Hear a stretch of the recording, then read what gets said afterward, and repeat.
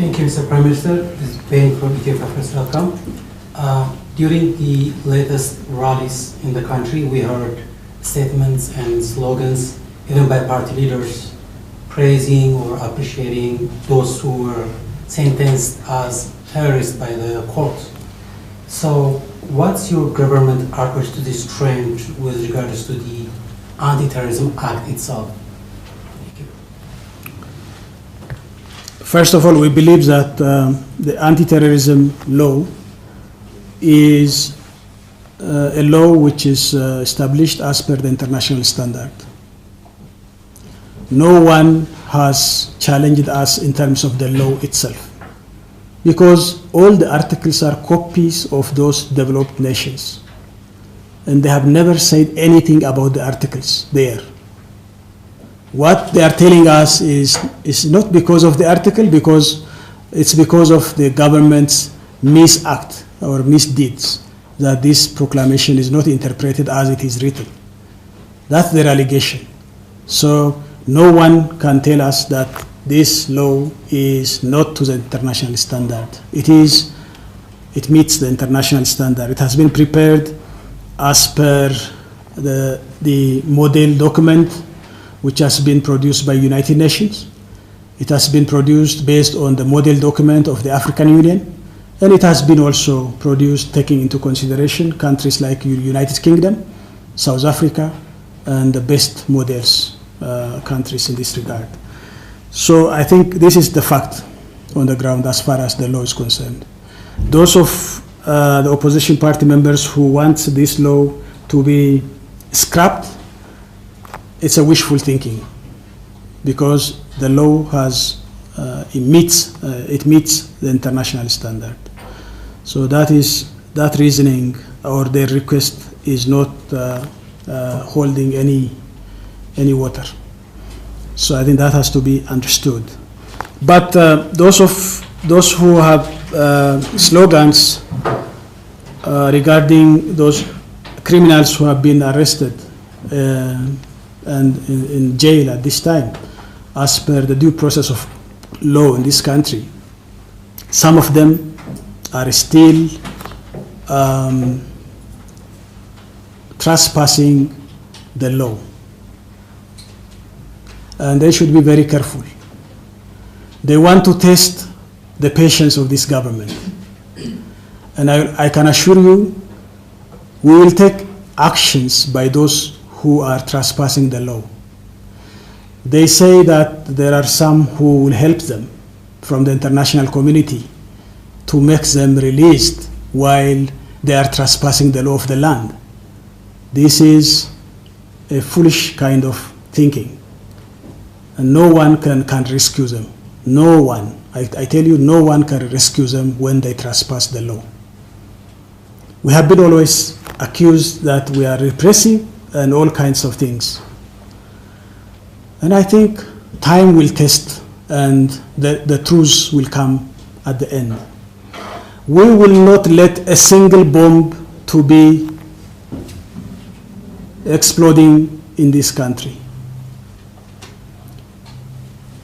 Those terrorist groups like Gimbot 7, ONLF, and OLF, and Al-Shabaab are labeled in our parliament as terrorist organizations. Anyone who has connections in practical terms with these organizations will be punished. There will be no excuse. You guys, you cannot walk in Addis Ababa peacefully while Gimbot Sabat is plotting explosives now, at this time, now. They have plotted to bomb African Union meeting last time, summit. You remember, all of you remember. We will not let that be done in Addis Ababa or elsewhere in this country. We have constitutional obligation to safeguard our people. And playing with the fire will not help anyone, because this government will not bow down because the journalists are writing upon us or foreign governments are telling us this or that. Our prime objective is safeguarding our people. The rest is secondary for us. You have to understand this very clearly in a clear term. And we will take actions on those who feel that they are beyond the law of the land.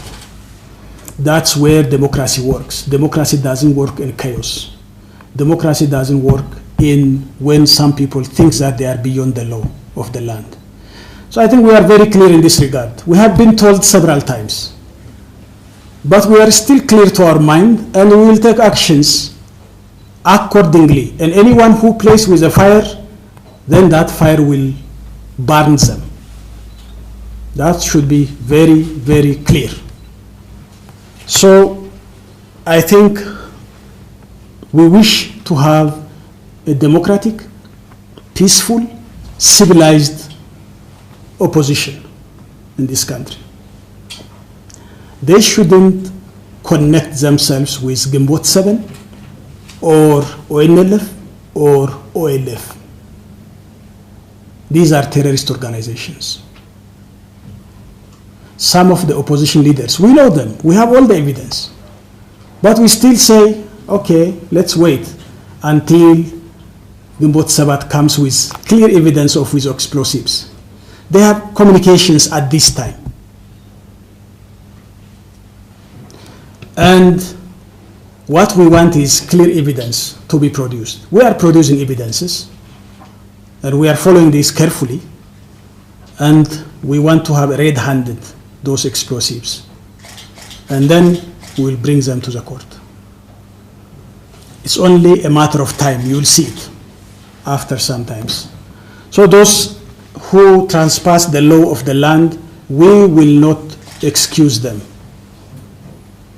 And safety and security in this country is paramount important to attract investment, to have tourism, and also to have progress in this country and to democratize the country itself.